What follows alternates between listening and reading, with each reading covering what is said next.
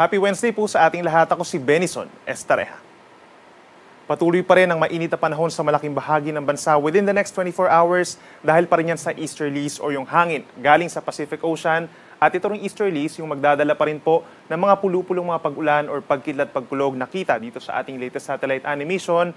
Possible yung mga isolated thunderstorms in parts of Western Visayas, western portion of Mindanao at hilagang bahagi ng Palawan as well as Cordillera region at meron din mga isolated rain showers throughout the country. Samantala, meron tayong panibagong weather system, ito yung frontal system o ito yung linya kung saan po nagbabanggaan yung malamig na hangin galing sa hilaga at yung mainit na easterlies. Kapag po nagbangga ng mainit at malamig na hangin, may tendency na may mabuong cloudiness at itong frontal system na ito yung inaasahang bababa at magpapaulan sa malaking bahagi ng Northern Luzon sa susunod po na 2 araw.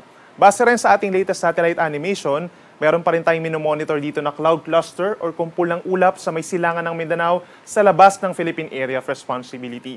Wala pa itong epekto sa ngayon at hindi pa naman natin siya kino-considered as a low pressure area pero patuloy natin itong minomonitor dahil posible ito magpaulan at maging weather disturbance sa susunod po na linggo sa ating bansa.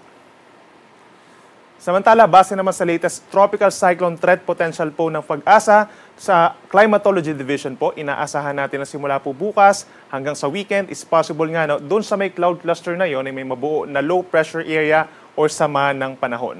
Mabagal itong kikilos papalapit ng ating bansa at posibleng pumasok ng Philippine Area of Responsibility Monday or Tuesday. Inaasahang kikilos ito na paangat na pakaliwa at posibleng dumikit po sa may eastern side ng ating bansa. So ibig sabihin, early next week, posibleng magpaulan yung intertropical convergence zone kung saan nakapaloob itong weather disturbance na ito in parts of Mindanao.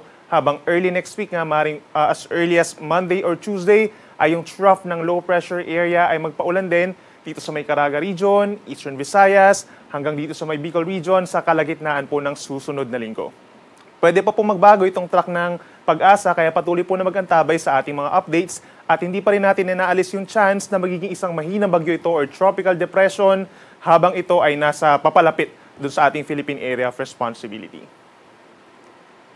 By tomorrow, inuulit nga natin asahan yung epekto ng frontal system naman kaya magdala ng payong yung ating mga kababayan dito sa may norte, sa may Cagayan Valley, Cordillera region at mga kalapit na lugar. Pero sa umaga pa lamang, pinakamaapektuhan na yung Batanes, Cagayan, and Isabela ng frontal system.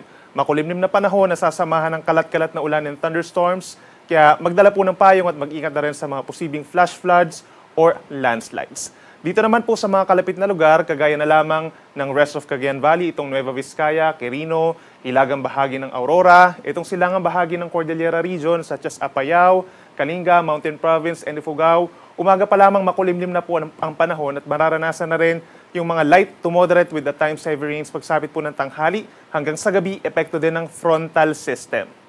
Habang sa natitirang bahagi naman ng Northern Luzon, dito rin sa may Central Luzon, Calabarzon, Metro Manila, and Southern Luzon, asahan pa rin yung bahagyang maulap hanggang kumisan maulap ang kalangitan, lalo na po sa hapon, at asahan din yung mga isolated rain showers or thunderstorms, lalo na po dun sa mga areas malapit dun sa may norte, kabilang na itong Northern Quezon, natitirang bahagi pa ng Aurora, parts of Nueva Ecija, habang dito sa Metro Manila, minsan kumukulimlim din po pagsapit ng tanghali, at ilan pang bahagi po ng Bicol region, lalo ng Camarines Provinces and Catanduanes. So ibig sabihin yan, kapag may mga pag-ulan po tayo, mababawasan yung init na mararamdaman ng ating mga kababayan, lalo na dun sa may Northern Luzon. And in fact, dito po sa may Tuguegarao, hanggang 33 degrees Celsius lamang po yung possible air temperature by tomorrow at mas lalo na yung heat index, posibleng mababa din po. Dito naman sa may Metro Manila, bahagyang bababa yung ating maximum temperature sa tanghali na hanggang 34 degrees Celsius, habang yung heat index mananatiling mataas pa rin na hanggang 41 degrees Celsius. Ilang bahagi din po sa may Cagayan Valley, Cordillera region, and Ilocos region, ang posibleng mababa yung maximum temperature plus yung ating heat indices. Sa ating mga kababayan naman sa Palawan at dito rin po sa Visayas, patuloy ang mainit at maalinsangang panahon, epekto pa rin yan ng easterlies o yung hangin galing Pacific Ocean. Ito pa rin na magdadala ng mga localized thunderstorms as early as morning dito po sa hilagang bahagi ng Palawan as well as the eastern portions of Visayas, habang meron din mga pulupulong ulan or pagkidlat pagkulog sa may western and central portions of Visayas. Temperature naman natin sa Metro Cebu, 28 hanggang 33 degrees Celsius, habang meron pa rin po delikadong heat indices dito po sa bahagi ng Palawan, kayo din sa may Iloilo, Capiz, Samar, and Leyte provinces na between 42 to 44 degrees Celsius bukas ng tanghali. Sa ating mga kababayan naman sa Mindanao, patuloy pa rin ang generally fair weather conditions. So ibig sabihin wala tayong tuloy-tuloy na malalakas na mga ulan, aasahan yung bahagyang maulap at kung minsan maulap lamang na kalangitan. Pero pagsapit ng hapon, nandyan pa rin po yung chance ng mga localized thunderstorms or saglit na pagkidlat pagkulog, lalo na po sa bahagi ng Zamboanga City, Basilan, dito sa may kanlurang bahagi po ng Socsargen, Lanao del Sur, at doon pa rin po sa mga bulubundukin sa Bukidnon at paligid na bahagi pa ng Davao Region. Temperature natin sa may Davao City, 26 to 33 degrees Celsius, habang yung heat index pinakamataas pa rin sa mga syudad ng Cotabato and Zamboanga na 42 to 43 degrees Celsius by tomorrow. Paalala pa rin sa ating mga kababayan, stay hydrated pa rin po or laging uminom ng tubig. At kung lalabas ng bahay, make sure po na may dala tayong payong at sombrero at iwasan pa rin magbilad from 10 a.m. to 4 p.m. sa ilalim ng araw para iwas heat stroke. Para sa mga naglalayag naman nating kababayan, by tomorrow hanggang sa Friday, aasahan natin yung pag-ihip nga ng northeast wind flow, yung may kalamigang hangin doon sa may norte. So ibig sabihin, mahangin at medyo maalon po hanggang 3 metro dito sa baybayin ng Cagayan Valley at ng Ilocos Region, lalo na po sa Batanes and Babuyan Islands. Nasa 3 metro taas sa mga alon hanggang 1 palapag ng gusali po. Kaya delikado ito sa mga maliliit na sasakyang pandagat, sa mga magsisi travel po doon for the next 2 days, mag-ingat po tayo. Habang sa natitirang baybayin pa rin ng ating bansa, aasahan pa rin yung banayad at minsan katamtaman na taas sa mga pag-alon, maliban na lamang kapag may thunderstorms kung saan posibleng umabot sa hanggang 2 metro. By Friday po or May 10, naasahan pa rin natin yung epekto ng frontal system.